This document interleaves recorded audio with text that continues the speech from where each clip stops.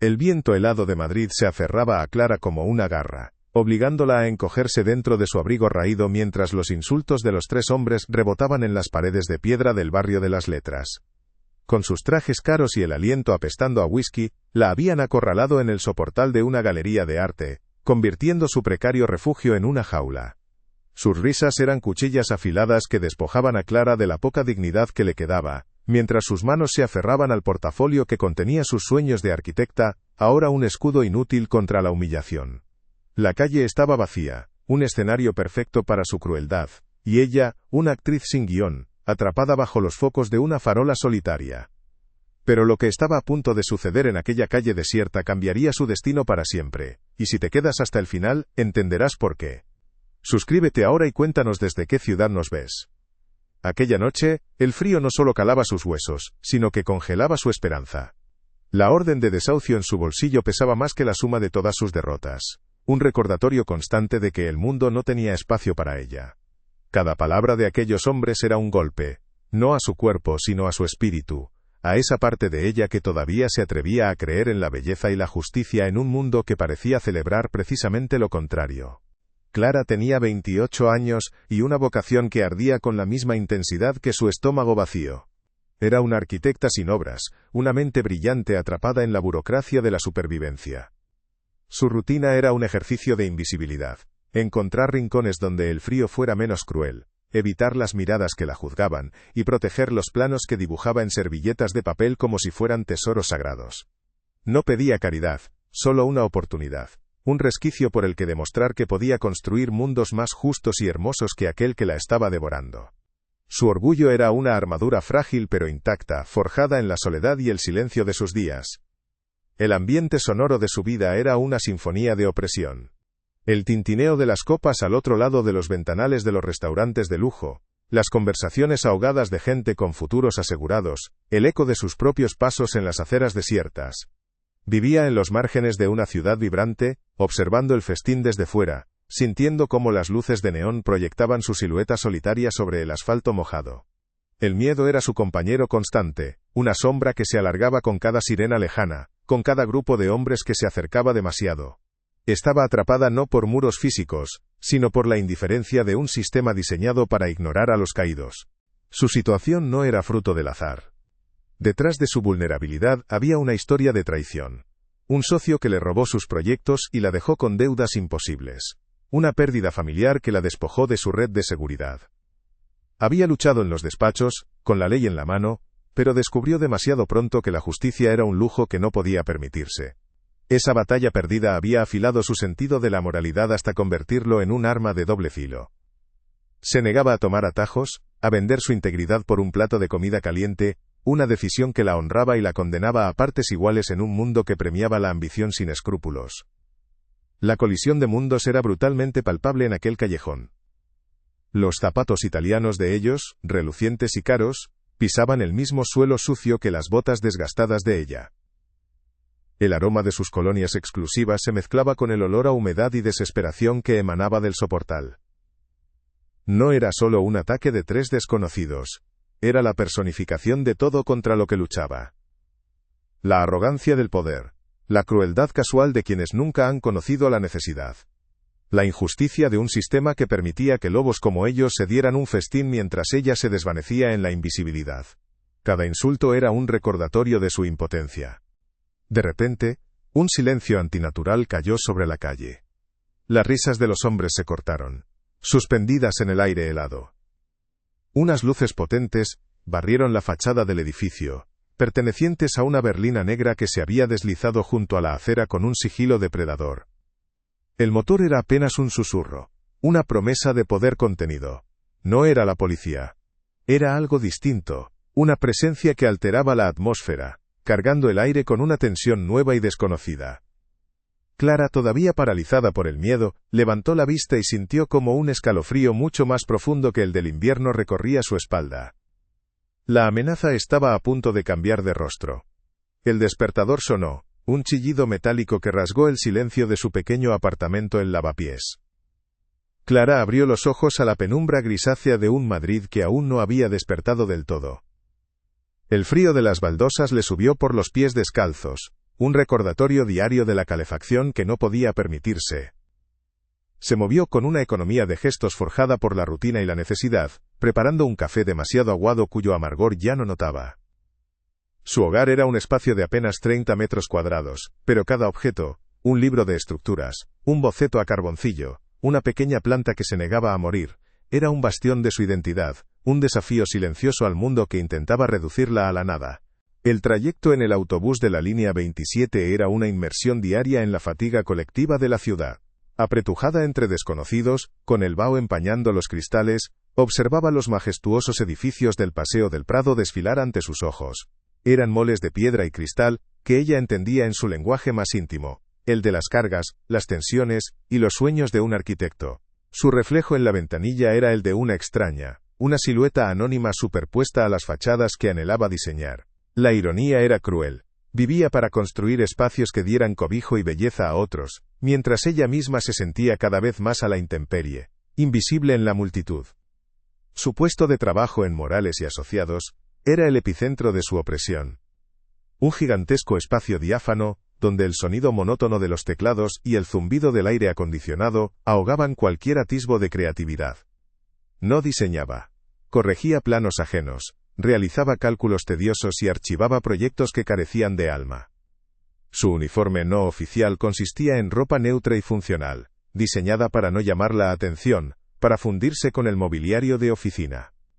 El gran reloj digital de la pared parecía avanzar con una lentitud deliberada, cada minuto una pequeña porción de su vida, que se le escapaba sin gloria ni propósito, un sacrificio silencioso en el altar de la supervivencia.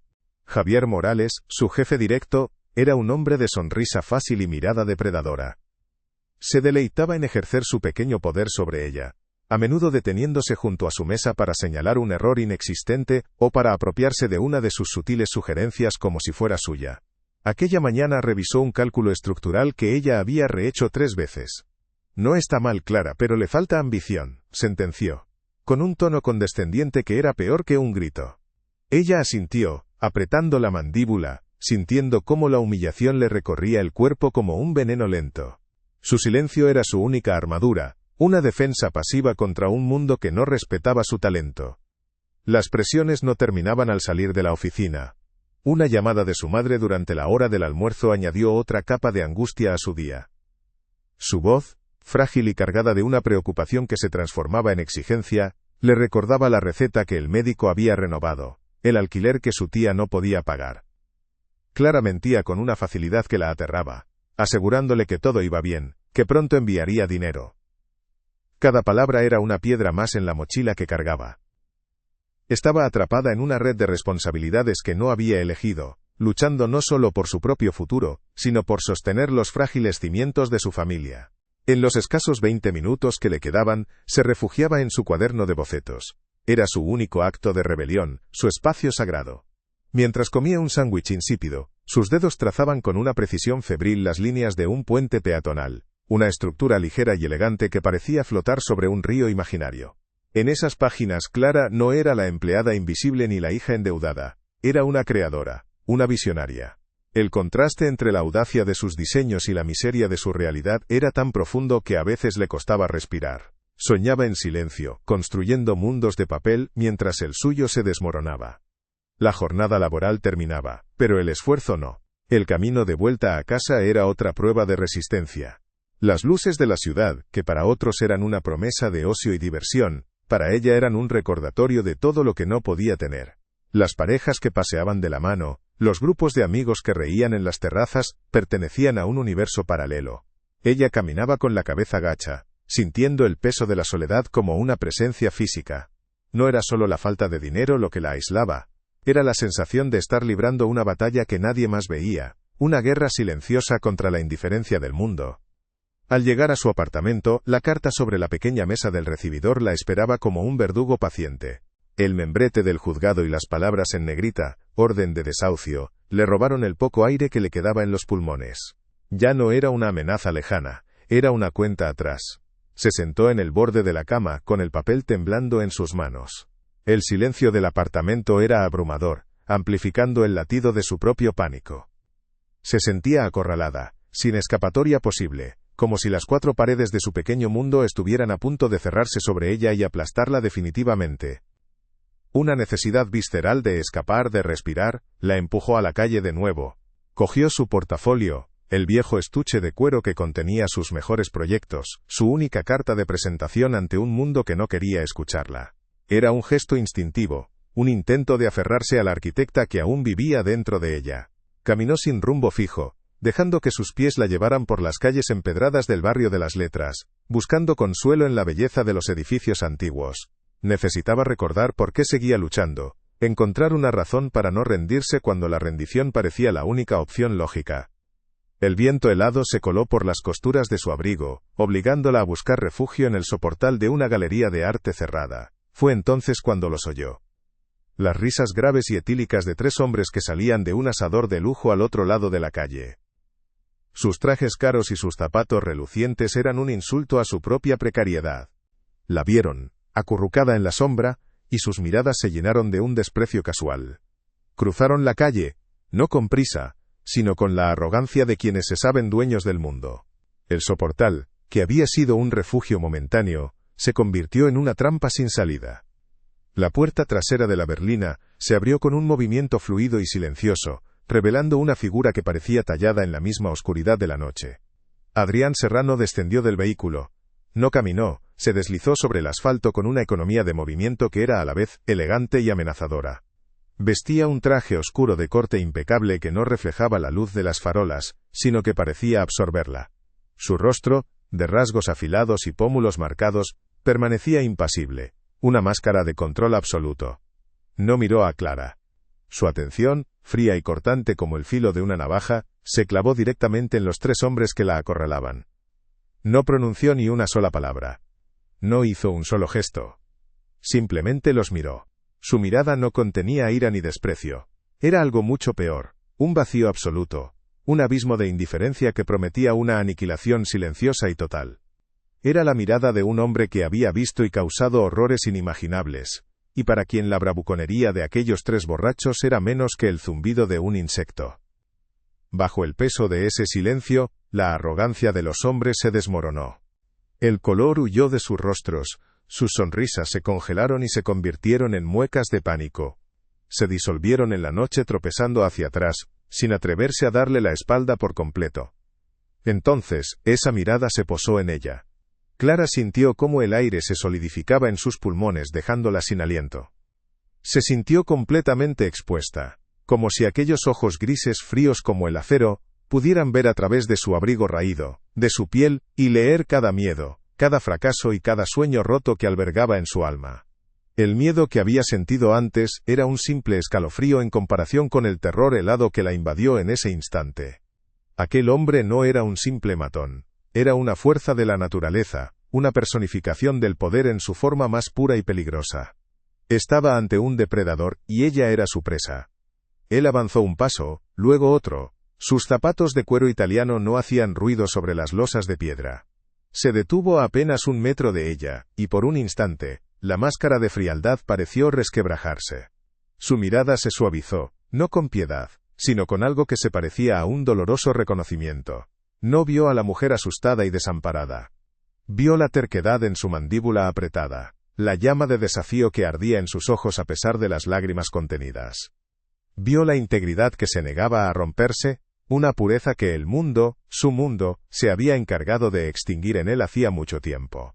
En ese breve instante, Adrián Serrano no vio a una extraña, sino el fantasma de lo que él podría haber sido.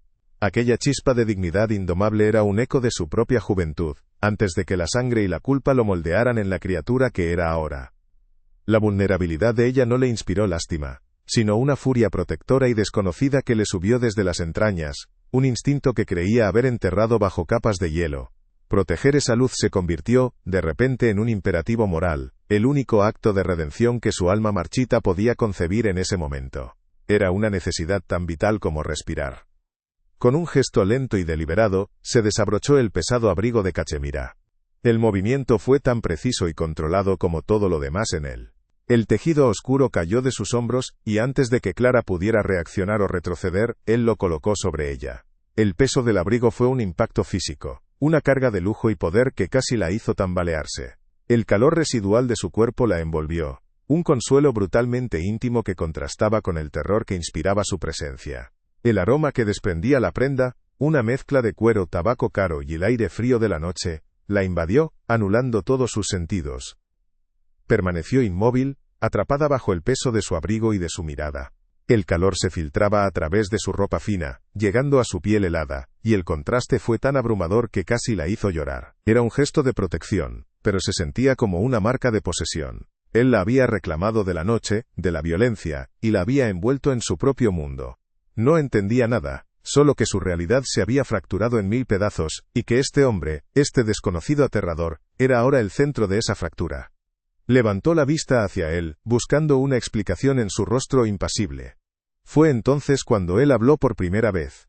Su voz era grave, un susurro ronco que parecía vibrar en el aire helado, cargado de una autoridad que no admitía réplica. No había inflexión, ni emoción, solo la certeza absoluta de quien está acostumbrado a que el mundo se doblegue a su voluntad. Cada palabra fue pronunciada con una claridad metódica, un decreto que sellaba su destino sin pedirle permiso. No era una pregunta, ni una sugerencia, ni mucho menos una proposición. Era un veredicto final, una sentencia irrevocable que la arrancaba de su vida para siempre. Esta noche, dormirás en mi cama. Las palabras quedaron suspendidas en el silencio, tan sólidas y frías como las piedras del callejón. Clara sintió que el suelo desaparecía bajo sus pies. Su mente, paralizada por el shock, intentó procesar la frase, buscarle un sentido que no fuera el literal, pero no lo había. Era una declaración de hechos, una afirmación que borraba su pasado y dictaba su futuro inmediato. No había lujuria en su tono, ni deseo. Había algo mucho más complejo y aterrador. La simple ejecución de una decisión que él ya había tomado. La había salvado de los lobos solo para entregarla a un león. Sin esperar respuesta, Adrián Serrano se dio la vuelta y regresó a la berlina con la misma calma imperturbable con la que había llegado. La puerta trasera permaneció abierta, una boca oscura esperando a devorarla, una invitación que era una orden ineludible. Clara se quedó sola en el soportal, envuelta en un abrigo que valía más que todo lo que poseía, con el eco de su voz retumbando en su cabeza.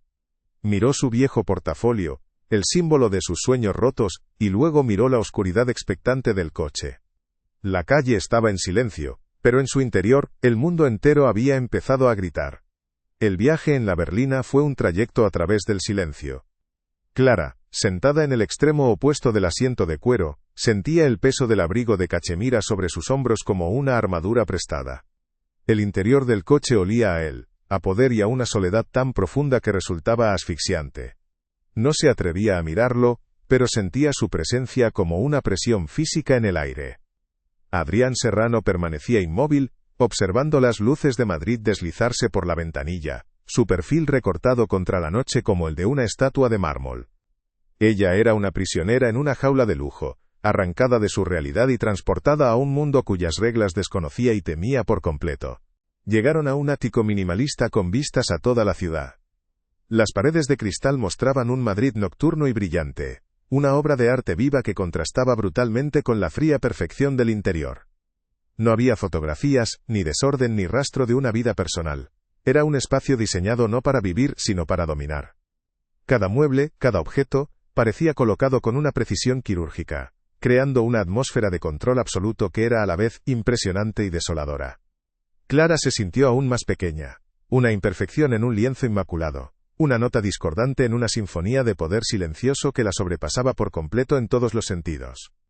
Él la guió sin tocarla por un pasillo largo y silencioso hasta una habitación de invitados. Era más grande que todo su apartamento, con una cama inmensa vestida con sábanas de un blanco impoluto y un ventanal que se abría a una terraza privada. «Aquí estarás segura», dijo él, su voz un eco grave en la quietud del lugar. No había rastro de deseo en su mirada, solo una extraña y distante solicitud. Le indicó el baño privado y luego se retiró, cerrando la puerta tras de sí con un suave clic que resonó como el cerrojo de una celda. La dejó sola, envuelta en su calor y su aroma, más confundida y aterrorizada que nunca. Aquel gesto de aparente respeto era la forma más sutil y eficaz de control. A la mañana siguiente, despertó sobresaltada por la luz que se filtraba a través de las cortinas automáticas. Por un instante no supo dónde estaba, perdida en la suavidad de unas sábanas que parecían tejidas con nubes.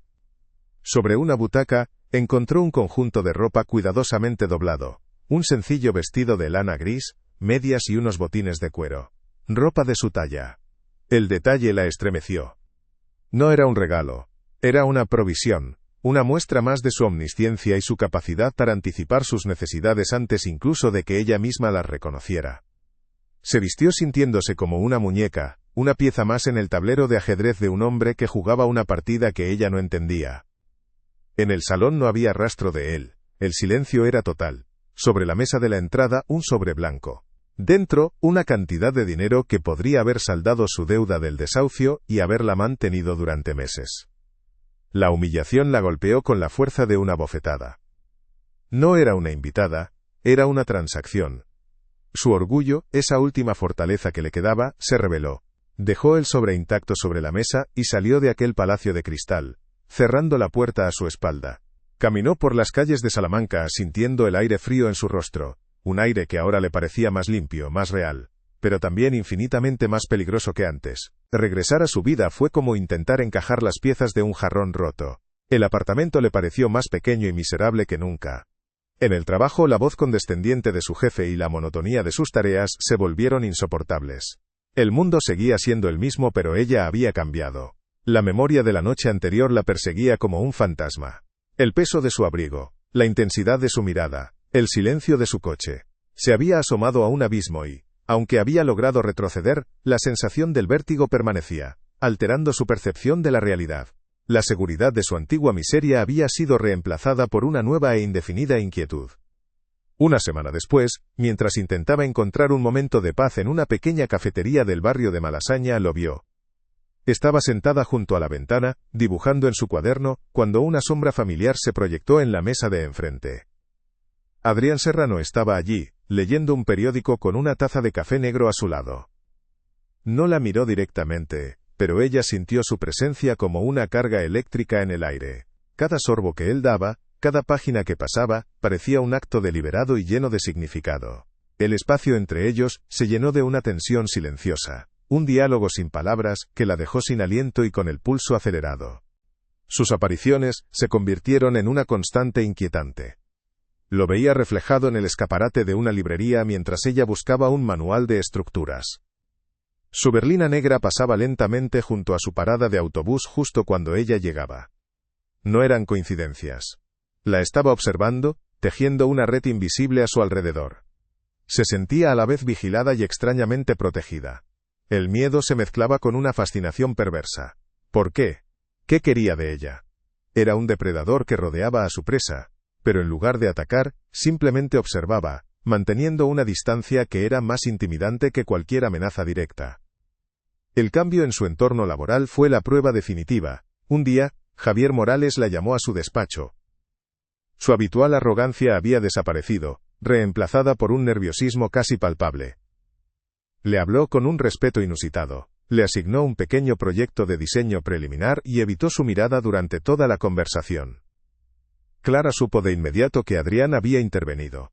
No imaginaba qué había ocurrido, qué palabras o amenazas se habían intercambiado, pero el resultado era evidente.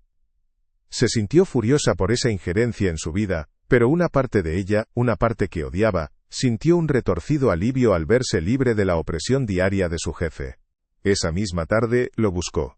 Guiada por una mezcla de rabia e instinto, fue al único lugar donde sabía que podría encontrarlo. Un reservado y exclusivo club de la calle Jorge Juan. Lo encontró en la biblioteca solo, con un vaso de whisky en la mano. ¿No tenías ningún derecho?, le espetó, su voz temblando pero firme. Él levantó la vista, sus ojos grises impasibles. No se defendió ni se disculpó. Ese hombre no te merecía. Respondió con una calma glacial que desarmó por completo su ira. Hay injusticias que no deben ser toleradas. Su lógica era simple y brutal. Él veía un problema y lo eliminaba, sin importarle los métodos ni el consentimiento de los implicados. En medio de la confrontación, Clara vio algo más allá de la máscara de frialdad. Mientras ella le hablaba de su lucha, de su necesidad de valerse por sí misma, vio un destello de algo parecido al dolor en sus ojos. Él no solo la escuchaba, parecía absorber sus palabras, como si le recordaran un idioma que había olvidado hacía mucho tiempo. Por primera vez, entendió que su integridad no era algo que él quisiera poseer, sino algo que, de alguna manera retorcida, admiraba. Su pureza moral no era una debilidad a sus ojos, sino una fuerza que él había perdido, y que ahora contemplaba con una mezcla de anhelo y resentimiento. La tensión entre ellos alcanzó un nuevo nivel. Durante la tensa conversación, ambos extendieron la mano para coger la jarra de agua que había sobre la mesa. Sus dedos se rozaron. Fue un contacto mínimo, fugaz.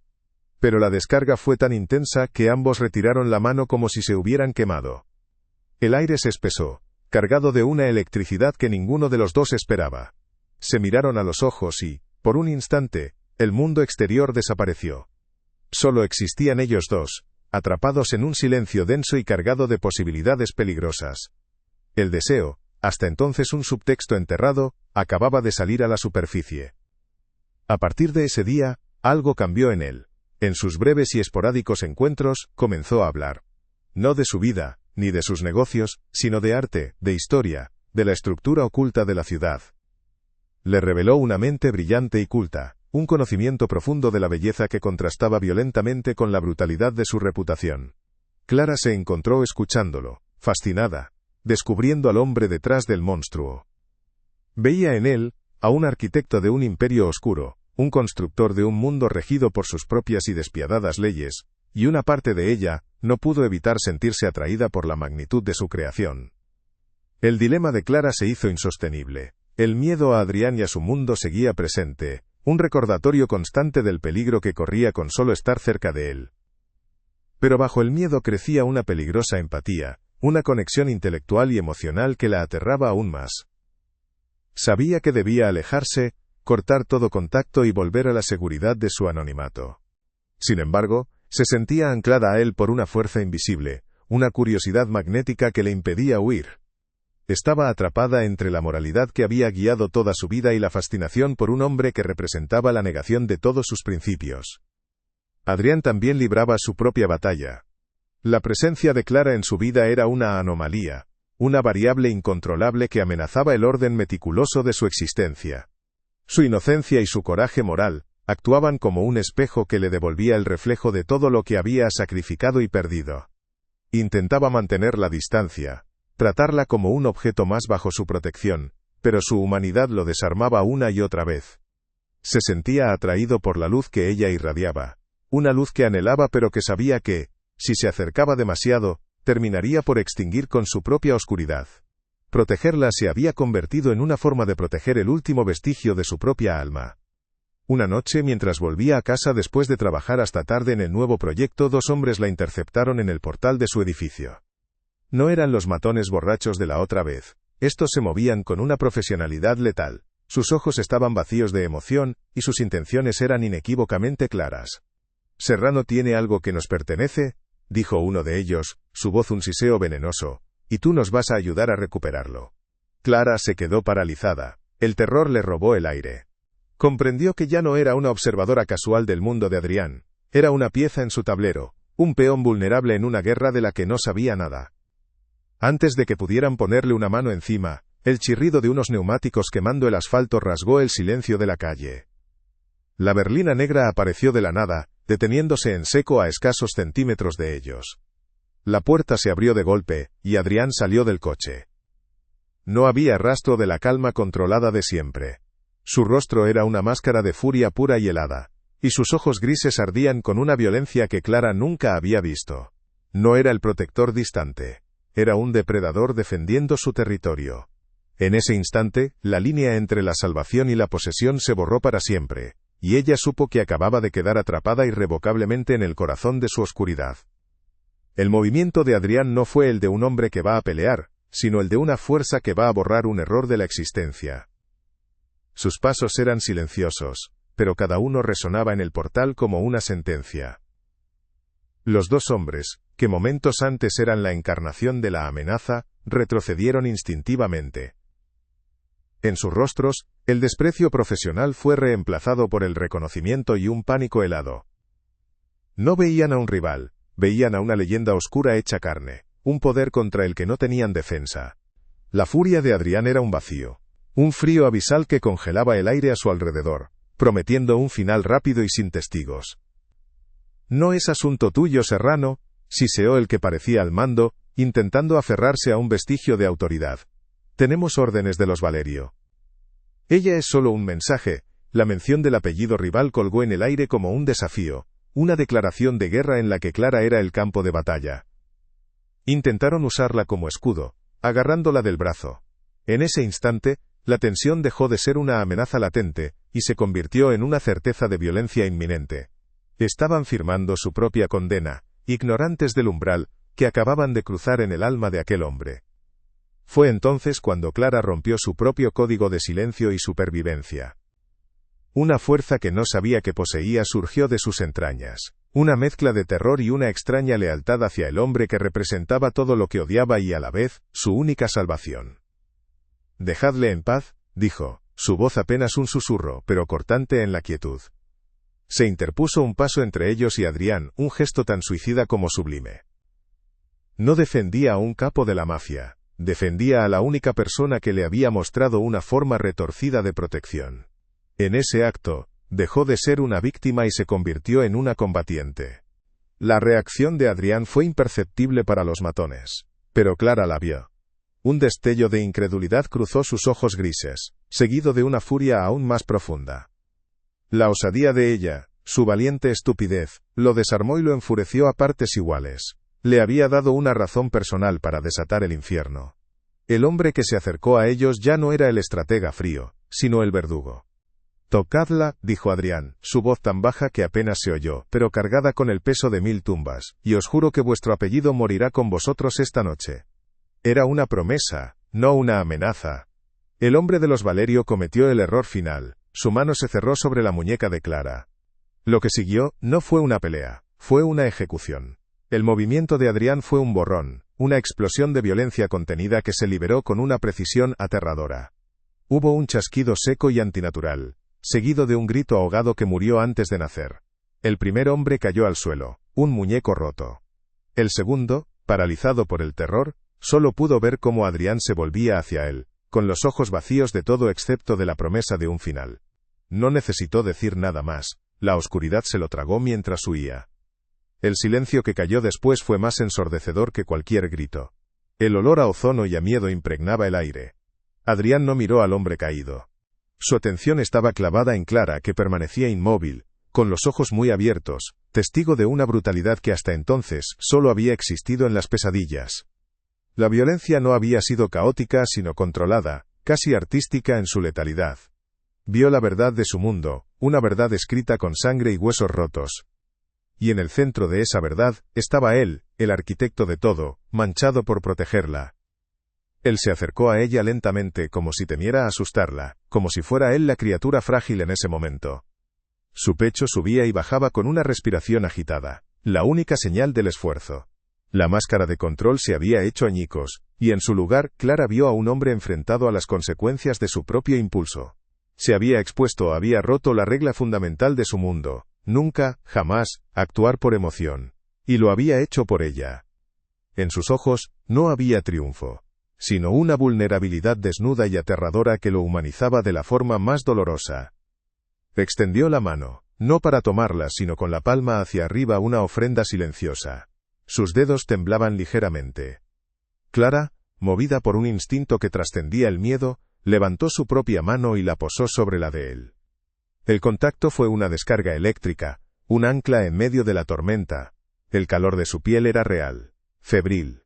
A través de ese simple toque, ella no sintió al monstruo, sino al hombre que luchaba dentro de él, un hombre consumido por una oscuridad que, por un instante, había cedido para dejar pasar un rayo de luz. Fue un acto de confianza mutua en el epicentro de la devastación. Se miraron a los ojos, y el mundo exterior dejó de existir. El portal, el hombre en el suelo, la ciudad indiferente, todo se desvaneció. Solo quedaban ellos dos, suspendidos en la verdad de lo que acababa de ocurrir. Ella ya no veía a un protector enigmático, sino a un alma rota dispuesta a romper el mundo por ella. Él ya no veía a una mujer inocente que necesitaba refugio, sino la única persona capaz de hacerle sentir algo más allá del vacío, un sentimiento tan peligroso y adictivo como la redención misma. Se vieron el uno al otro, sin máscaras ni defensas, por primera vez. El silencio se estiró, denso y cargado de un significado irrevocable. Nada necesitaba ser dicho. Él había transgredido su código por ella. Ella había cruzado una frontera moral al aceptar su protección. Estaban atados, no por la gratitud ni por el miedo, sino por el peso de un sacrificio compartido en la oscuridad. El sonido de una sirena lejana comenzó a crecer, una nota discordante que amenazaba con romper el hechizo, pero ninguno de los dos se movió. Habían llegado a un punto de no retorno, y en la quietud de ese portal, ambos supieron que sus vidas acababan de cambiar para siempre.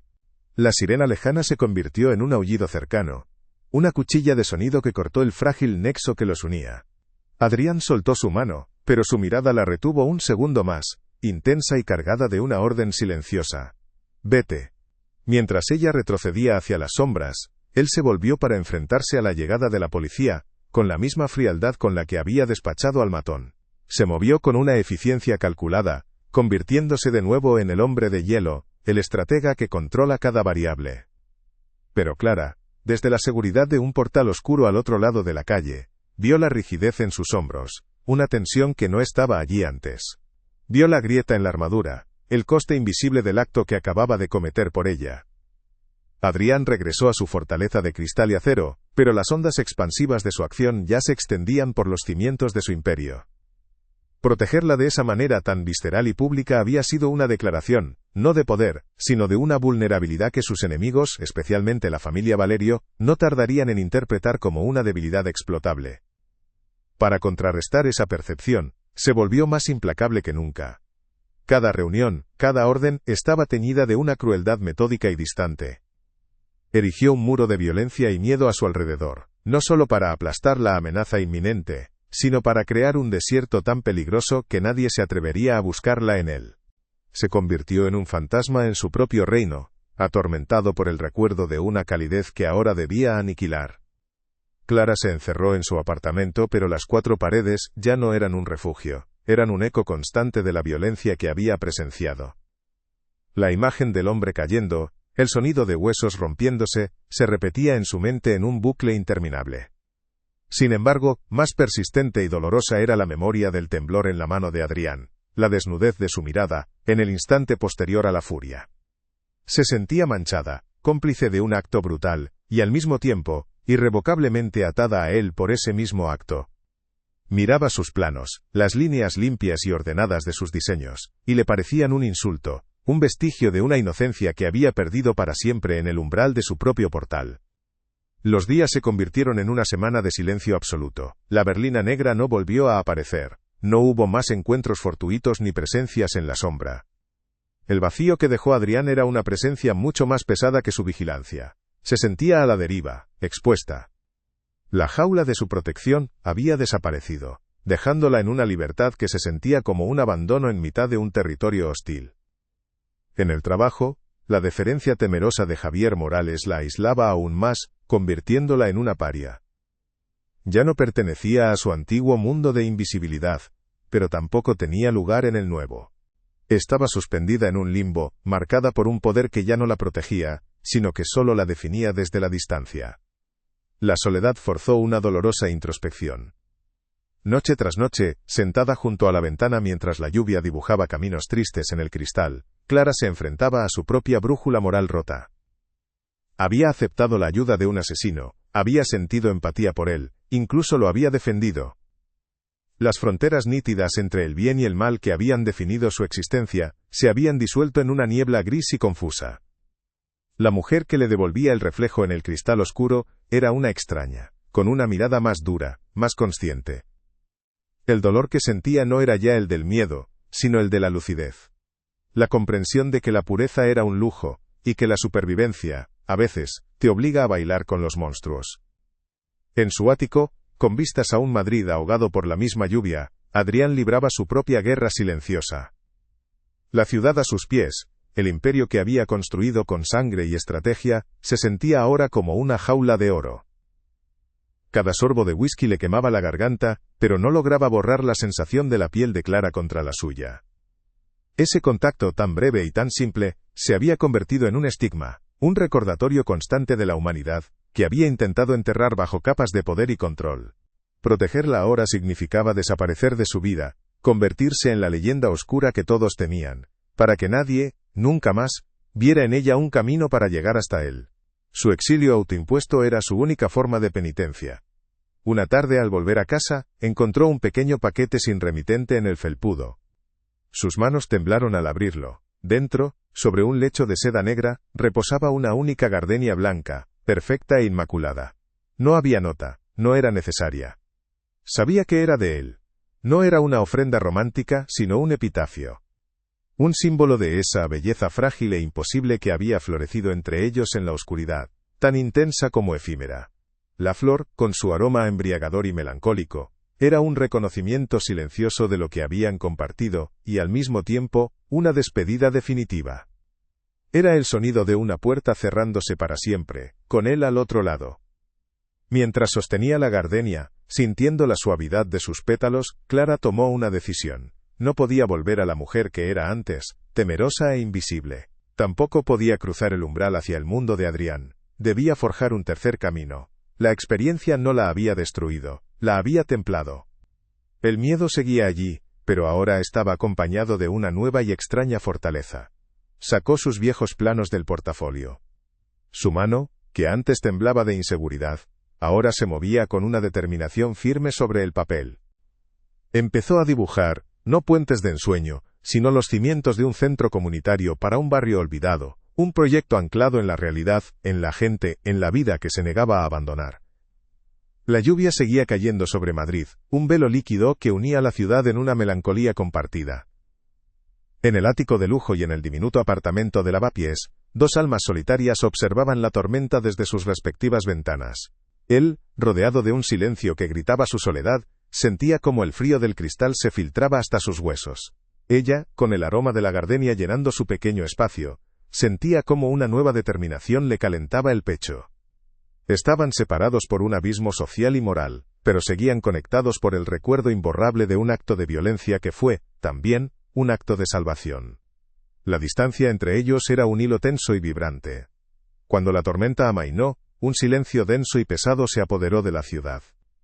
Para Clara y Adrián, no era un silencio de paz, sino el silencio expectante que sigue a una catástrofe. Estaba lleno de todo lo que no se habían dicho, de los futuros que habían sido borrados en un instante, de una conexión que fue amputada antes de poder ser comprendida. El eco de la promesa de Adrián en aquel portal, una promesa de aniquilación por ella, permanecía suspendido en el aire. Un testamento fantasmal de un vínculo que a pesar de la distancia y el tiempo, se negaba a desaparecer del todo, resonando en la Baxvia Oevia. Desolación de su separación. 2 años después, el sol de un invierno amable se derramaba sobre la plaza de un barrio obrero de Carabanchel, un lugar que Madrid había decidido olvidar hacía tiempo. Pero aquel día, la plaza bullía de vida. En el centro de todo, sobre un pequeño estrado, estaba Clara.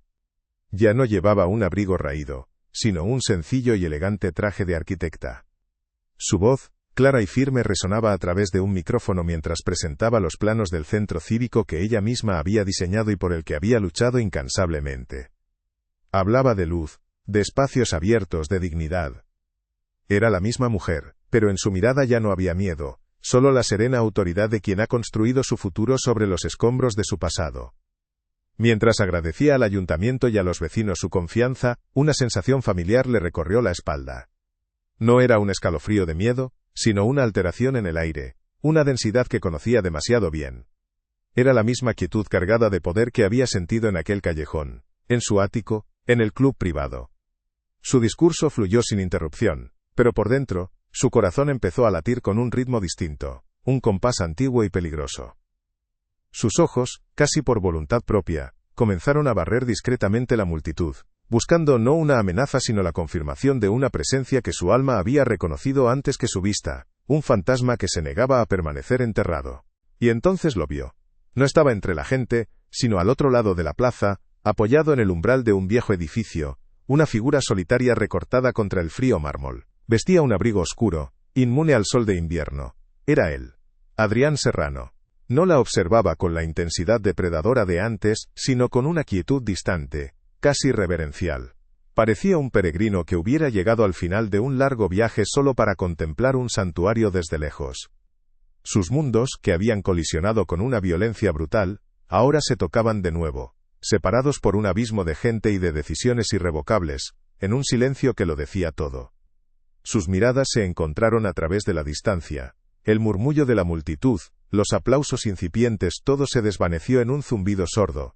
En el espacio de un latido se transmitieron un universo de palabras no dichas.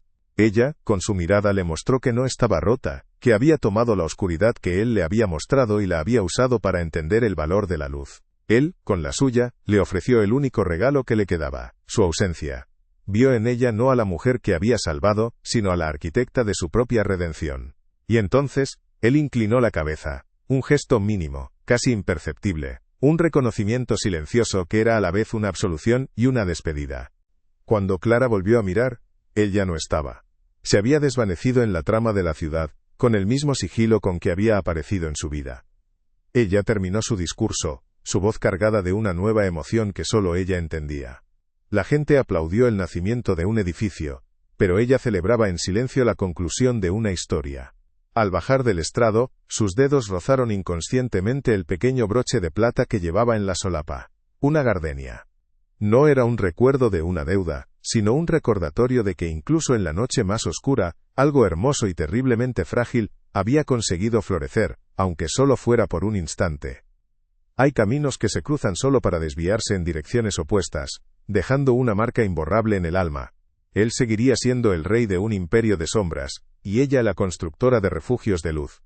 Si esta historia sobre la redención en los lugares más inesperados ha tocado tu corazón, si crees que una sola acción puede cambiar el destino de dos mundos, demuéstranos tu apoyo. Dale a me gusta, comparte este relato y cuéntanos en los comentarios, ¿qué sentiste en esta despedida silenciosa? Porque algunas almas no están destinadas a estar juntas, sino a salvarse mutuamente desde la distancia.